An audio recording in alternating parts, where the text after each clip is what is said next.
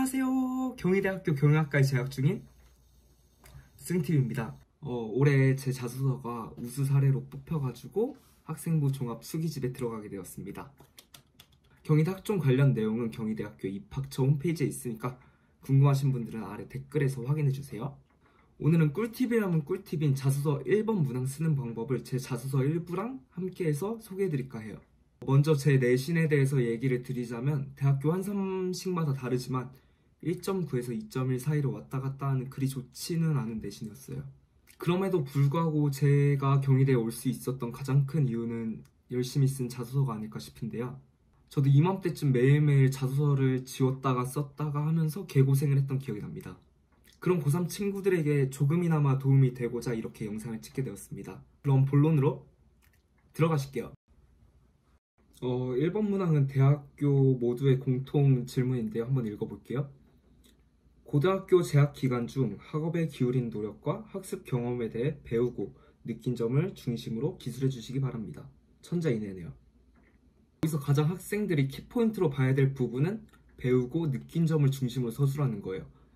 대학교에서는 절대로 여러분이 어떤 내신을 받았는지 어떤 등급을 받았는지 자소서 내에서 궁금해하지 않아요. 그건 이미 생기부에 자세하고 정확히 적혀 있거든요.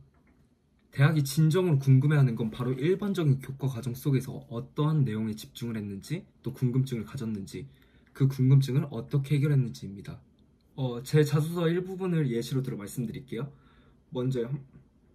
심화된 학습을 통한 경영학 공부는 교내 논문대에서 학급 내 외부 효과를 해결하는 법에 관한 소논문을 출품해 우수상을 수상하는 밑거름이 되었습니다. 이건 그냥 제 자랑이에요. 입사원과 교수님이 생기부에서 그냥 지나갈 수도 있는 제 중요한 수상 기록인 소논문 우수상을 다시 한번 언급해 준 거예요. 꼭 수상을 안 했어도 돼요.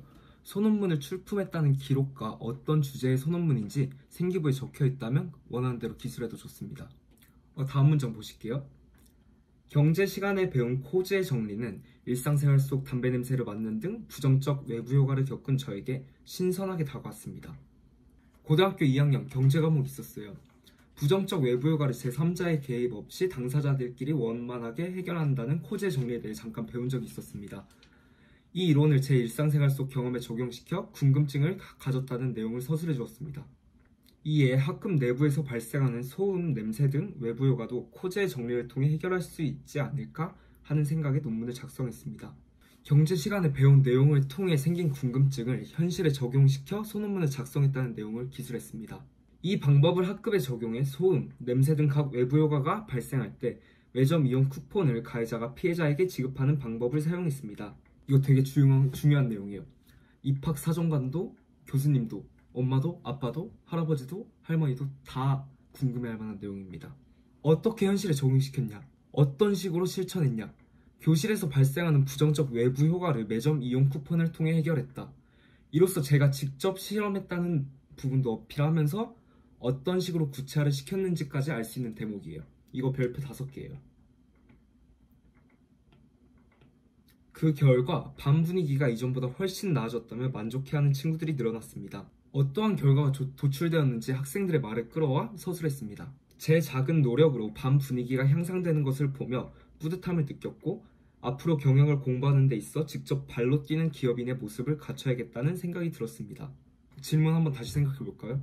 배우고 느낀 점을 중심으로. 문장이 짧다고 중심으로 적지 않은 거 아니냐라고 하는 학생이 있을 수도 있는데요. 구체적인 내용을 먼저 서술한 뒤 본인이 느낀 점을 압축시켜 적어내면 그것이 바로 배우고 느낀 점을 중심으로 서술한 것입니다. 그것이 바로 대학이 원하는 거이기도 하고요. 저는 우선 반 분위기가 향상이 되었다는 내용을 통해서 저의 리더십을 보여주었고 저의 인격적인 면모까지 보여주었습니다.